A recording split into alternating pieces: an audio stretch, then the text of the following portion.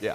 You know, Mike Loxley said on one of these signing day shows years ago, I studied marketing and business. I learned if people like you, they'll buy from you. They buy from Loxley all the time. He is consistently bringing in some elite talent to Maryland. Turn our attention to Luke Fickell and the Wisconsin Badgers. Here's a look at who they're bringing in and a couple of four-star players that stand out on the offensive side in particular, an offensive lineman, as well as a running back from Georgia, Jake, named Amari Latimer, who is one of the top 300 overall ranked players regardless of position. Yeah, Wisconsin's got to get back to running the ball, and they made a hire in Jeff Grimes that prioritizes that. Now the next thing is getting talent, and that's exactly what they got in Amari Latimer. And the big thing is his brother's a defensive back at Wisconsin, so it's familiar territory, going back with family. He has video game-like production. I had to double-check this. He had one game where he had 145 yards, 3 touchdowns on 6 carries. Jeez. He's a powerful runner, 225 pounds, gets downhill, and has bad intentions.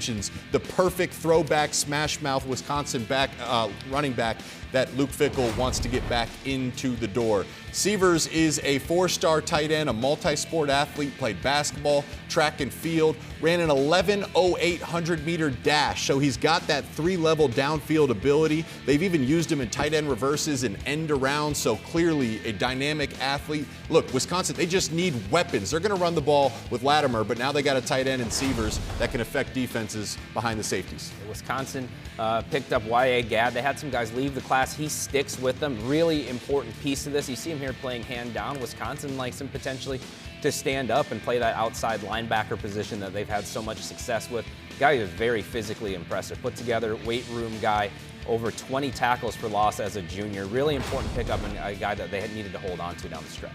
Zion Legree, slot receiver to me, I think that's going to be his best spot, but I think this is still a dynamic player that can go out and make plays for you. I think he's going to be the type of guy that they continue to need to really be able to establish themselves on the offensive side. We started to see them start to make plays, but Jake, as you mentioned, they now need to get players who can be difference makers for them. Legree is one of those guys that I think can help when you need it.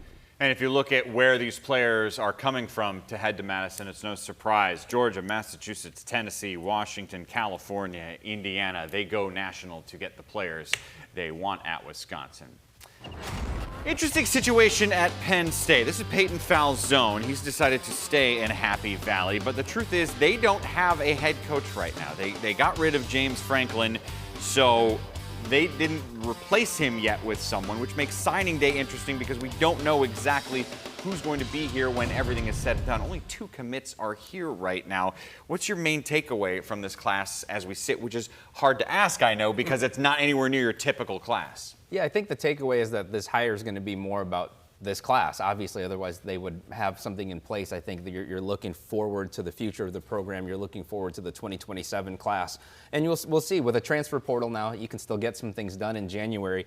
They ended up having one signee today, Jackson Ford, well, in addition to the quarterback. But how popular is that guy going to be in Happy Valley? He's the one who stuck through this. So they're going to maybe build a statue of Jackson Ford outside of Beaver Stadium. 6'4", 240 pounds, in-state guy.